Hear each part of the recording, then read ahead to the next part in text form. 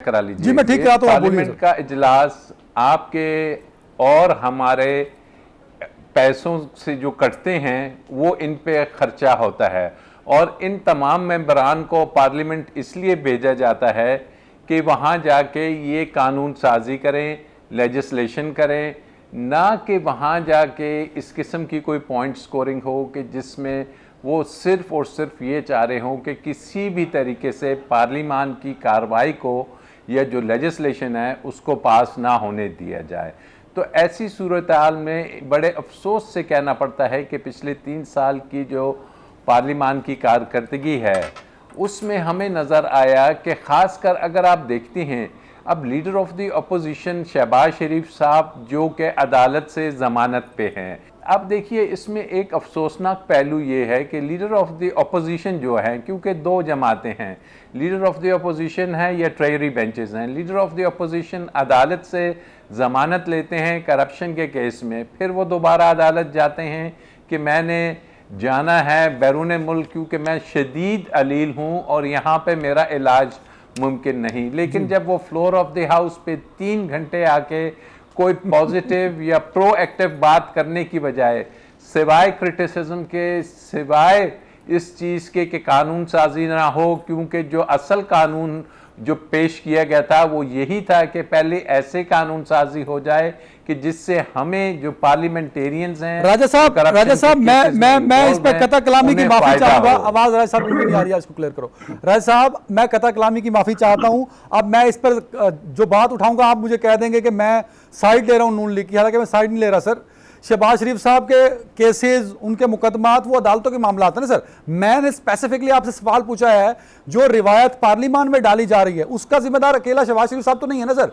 उनको तकरीर नहीं करने दी तो यूं जनरली अगर मुझसे पूछा जाए या जनरली आपसे पूछा जाए तो रिस्पॉन्सिबल पाकिस्तान तहरीक इंसाफ वाले हैं, तजरी बेंचों वाले हैं, उनको रिस्पॉन्सिबल ठहराया जाए। हम आप शहबाज शरीफ साहब और अपोजिशन को तनकीद का निशाना बना रहे हैं। सुन लीजिए, मैं आपकी बात समझ गया हूं, आप भी शहबाज शरीफ की तरफ तकरीर ना करें। अब आप ये देखिए जी, हाँ अदनान, ये देखिए कि बात है कि ये कैसे हुआ। आपके इल्म में है, आप एक एंकर हैं, कि जब प्राइम मिनिस्टर इमरान खान ने हल्फ लिया और वो जब आते हैं तकरीर करने के लिए तो आपको याद होगा कि तकरीर नहीं करने दी जाती, वहाँ पे शोर शराबा कर दिया जाता है। अब आप कह रहे हैं कि ये कहाँ से शुरू हुआ? उससे पहले अखबार में तो पीटीआई मौजूद नहीं थी। आपको याद होगा कि नून लीग के अखबार में भी पीपल्स पार्टी और इनकी क्या तकरीर पे बहस होती थी, किस अंदाज में लड़ाई झगड़ा होता था। उससे पहले पीपल्स पार्टी के अखबार में भी आपको याद होगा।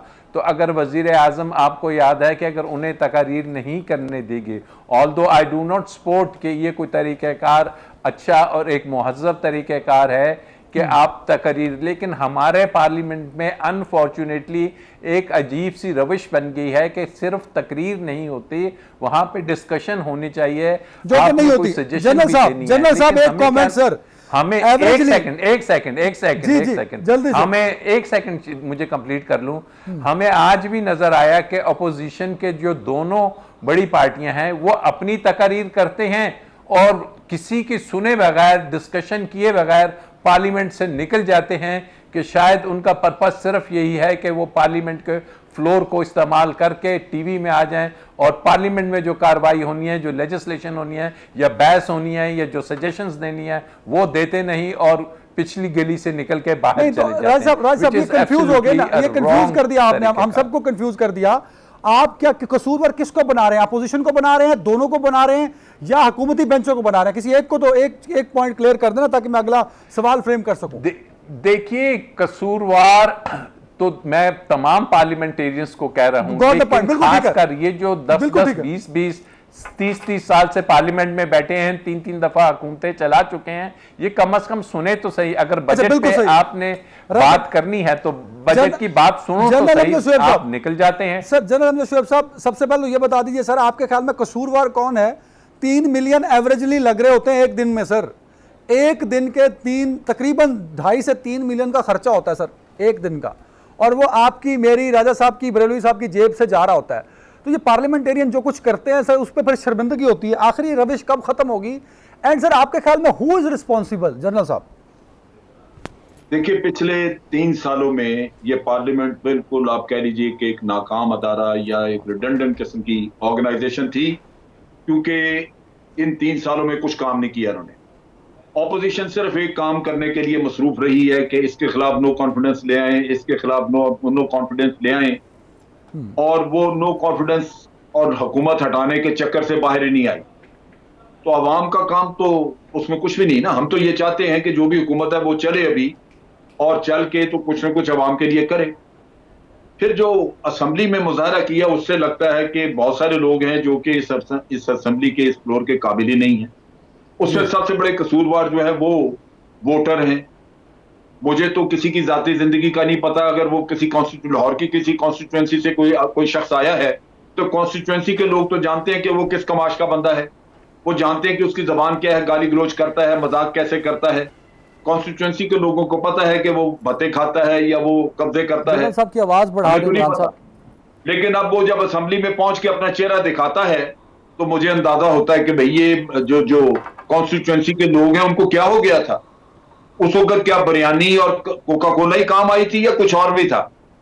असल चीज ये है कि जो वोट को इज्जत दो करना रहा है, वोट को सबसे पहले इज्जत उसने देनी है जो वोट डाल रहा है। वो वोट को जलील करता है जब आके किसी गलत आदमी को वोट देता है। सबसे ज्यादा तो वो वोट को वहां वो बर्बाद करता है, जलील करता है। फिर वोट लेने वाला जलील करता है इस वजह से कि वो कौम के एतमाद पे पूरा नहीं उतरता। वो असेंबली में आके कभी गाली गलोच करता है, कभी वो और फजूलियात बोलता है और देले का काम नहीं करके जाता। आप मुझे बताएं कि इनमें से किसी ने बजट में कोई तजावीज या कोई चीजें दी हैं? बिल्कुल भी नहीं। क्या जी ये कहा है कि झूठ बोल रहे हैं, ये कहा है कि ये फिगर्स गलत हैं। फिर गलत है तो तुम ठीक लेके आओ ना, बताओ क्या है ठीक फिगर। अपनी तरफ से कोई फिगर नहीं दिए। नतीजा ये कि ये हुल्लड़बाजी करके तो मुल्क का वक्त जाया करके कौम की उम्मीदों पे पानी फेर के ये घर चले गए।